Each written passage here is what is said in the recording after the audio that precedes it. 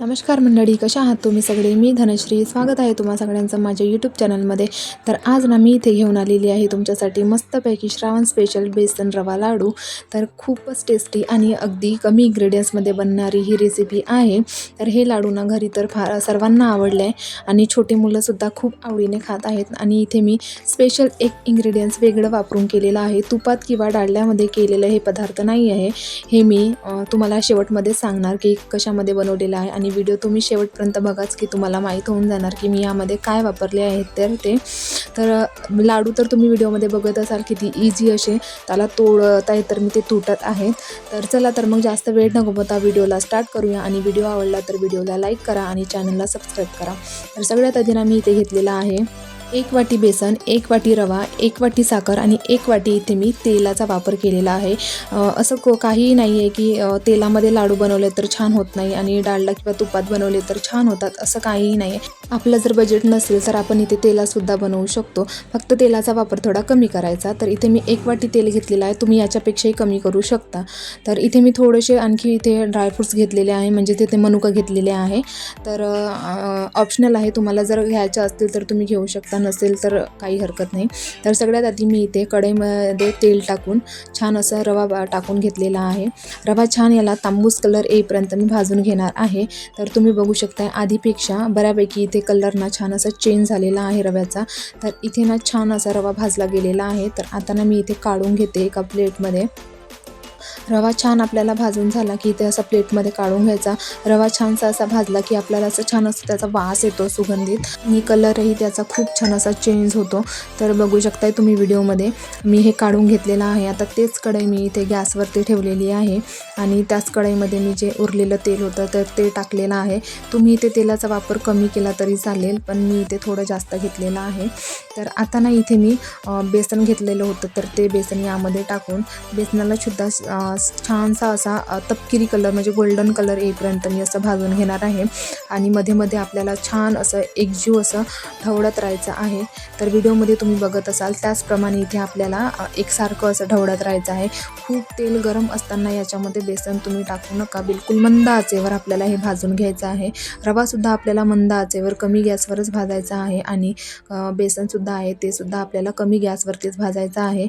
नाहीतर काय होते, रवा जो आहे आणि रवा बेसन दोन्हीही म्हणजे कच्चं राहते, ते आतमधून जे आहे ते पूर्ण असं शिजत नाही. तर तुम्ही इथे व्हिडिओमध्ये बघत असाल बेसनला छान असा फेस येतो आहे आणि म्हणजे छान याचा अर्थ की छान इथे शिजत आहे आपलं बेसन. तर इथे बघू शकताय थोड्या वेळाने मी इथे बघितलं 5 मिनिटांनी, तर बेसन असं छान शिजलं गेलेलं आहे आणि कलरही छान व्यवस्थित आलेला आहे. आणि असंच त्याला मंद आचेवर आपल्याला भाजून घ्यायचं आहे पूर्णपणे बेसन. तर येथे बेसन ना छान प्रकारे शिजलेलं होतं. त्यानंतर ना आपण याच्यामध्ये जे भाजलेला आपला रवा होता तो याच्यामध्ये आपण टाकून देऊया. दोनही इन्ग्रेडियंट्स छान मिक्स करून त्याला आपण व्यवस्थित बाजूला ठेवून देऊ आणि मग नंतर आपण पाकाची तयारी करूया, पाक बनवायला घेऊया. तर इथे ना छान प्रकारे मी असं टाकून दिलेलं आहे. आता याला छान व्यवस्थित मिक्स करून घेते आणि मग पाक बनवायला घेते. मी इथे ना ड्रायफ्रूटचा वापर केलेला आहे. तर इथे ना तुमच्याजवळ ड्रायफ्रूट्स नसतील तर तुम्ही ते शेंगदाणे भाजूनसुद्धा टाकू शकता. इथे छान असं मिक्स करून झालेलं आहे. तर आता ना हे बाजूला करून आपण ठेवून देऊया आणि मग नंतर इथे घेऊया आपण पाक बनवायला. तर 1 वाटी साखर घेतलेली आहे तुम्ही बघू शकता आणि याच्यामध्ये आता आपल्याला अर्धी वाटी इतकं पाणी टाकायचं आहे. तर अर्धी वाटी पाणी टाकून मी याला सारखं असं हलवत राहायचं आहे आणि सोबतच कमी गॅसवरती आपल्याला हे असं भाजायचं, म्हणजे साखर जे आहे ते मेल्ट करून घ्यायची आहे. तुमच्या आवडीप्रमाणे तुम्ही इथे साखरेचं प्रमाण वगैरे कमी जास्त करू शकता. तुम्ही जर गोड खात असाल तर तुम्ही जास्त साखरेचा वापर करा आणि कमी खात असाल तर साखर तुम्ही कमी करू शकता. तर आता ना इथे बघू शकताय तुम्ही व्हिडिओमध्ये साखर इथे छान प्रकारे अशी मेल्ट झालेली आहे. साखर मेल्ट झाली ना की आपल्याला इथे 5 मिनिटे शिजू द्यायचं आहे. 5 मिनिटे 4-5 मिनिटे इथे शिजलं की नंतर आपण त्याला चेक करून बघूया. इथे आपल्याला एकतारी पाक बनवायचा होता. तर तुम्ही बघू शकता इथे मी एका वाटीमध्ये काढला आहे आणि जो पाक आहे आपला तो असा घट्ट आहे, म्हणजे चिकट नाही. बघू शकताय तुम्ही अशी त्याला एकच अशी तार येत आहे. तर व्हिडिओमध्ये तुम्ही बघत असाल तशी. तर आता हा पाक आपला इथे तयार झालेला आहे. तर हा पाक मी आता उतरवून घेते आणि मग नंतर आपण आपलं जे बेसन आणि रव्याचं जे मिश्रण केलं होतं तर त्यामध्ये आपण हा पाक टाकून देऊया. तर तुम्ही व्हिडिओमध्ये बघत असाल त्याचप्रमाणे मी ते थोडं थोडं टाकत आहे. आधी थोडं टाकलं आणि मग नंतर त्याला फिरवून घेते व्यवस्थित आणि नंतर मी थोडंसं वाचवून ठेवलेलं आहे. तर ते मग नंतर गरजेनुसार आपल्याला टाकायचं आहे. तर इथे मी छान प्रकारे असं फिरवून घेतलं बघू शकता इथे. आणि मग थोडासा पाक होता तर तो सुद्धा मी याच्यामध्ये टाकून दिलेला आहे. म्हणजेच 1 वाटी रवा आणि 1 वाटी बेसन आणि याच्यासाठीच 1 वाटी साखर इथे पूर्णपणे लागलेली आहे मला आणि अर्धी वाटी सोबतच पाणी. तर अर्धी वाटी पाणीसोबतच मी याला शिजू दिलेलं होतं. तर आता हे छान व्यवस्थित असं मिक्स करून आपण याला अर्धा तास ठेवलेला आहे. तर तुम्ही बघू शकता अर्धा तास मी इथे थंड करून घेतलेला आहे आणि छान व्यवस्थित त्याचं पाणी वगैरे होते ते सुकून गेलेलं आहे. साखर वगैरे छान प्रमाणे सगळ्या ठिकाणी मिक्स झालेली आहे आणि तुम्ही बघू शकता असं छान इथे सुकल्यासारखे झालेलं आहे. तर आता ना आपण याचे इथे लाडू बांधून घेऊया. तर व्हिडिओमध्ये तुम्ही बघत असाल किती छान आणि इझी इथे लाडू बांधल्या जात आहे. कुठेही आपल्याला मेहनत करावी लागत नाही आहे किंवा कुठेही हे जास्त कडक किंवा नरमसुद्धा नाही आहे. छान म्हणजे प्रमाण हे अगदी बरोबर झालेलं आहे. मागून जर तुम्हाला काही आवाज येत असेल तर प्लीज इग्नोर करा.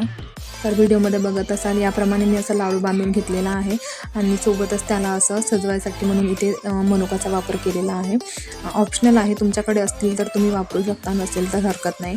तर इथे मी याप्रमाणे एक लाडू बांधलेला आहे. आता दुसरासुद्धा मी इथे तुम्हाला बांधून दाखवत आहे आणि याचप्रमाणे आपण सगळे लाडू इथे बांधून घेऊ.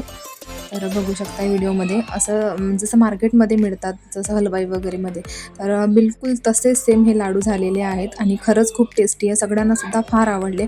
वाटतच नाही की ते आपण तेलामध्ये बनवलेले आहे. घरी तर मी कोणाला सांगितलं नाही की तेलामध्ये लाडू बनवलेले आहेत. सगळ्यांना असंच वाटलं की मी तुपातलेच बनवलेले आहेत. तर मग नंतर सांगितलं की मी हे तेलात बनवले आहेत. तर सगळे शॉक झाले की वाव किती छान झालेत असं म्हणून. तर बघू शकता इथे माझे पूर्णपणे लाडू बांधून झालेले आणि आता मी असं प्लेटमध्ये काढून तुम्हाला सजवूनसुद्धा दाखवत आहे. तर व्हिडिओ कसा वाटला ते कमेंट करून सांगा आणि व्हिडिओ आवडला तर व्हिडिओला लाईक करा आणि चॅनलला सबस्क्राईब करा जेणेकरून माझे सगळे व्हिडिओ तुमच्यापर्यंत पोहोचतील. तर चला तर मग भेटूया पुढच्या व्हिडिओमध्ये. धन्यवाद.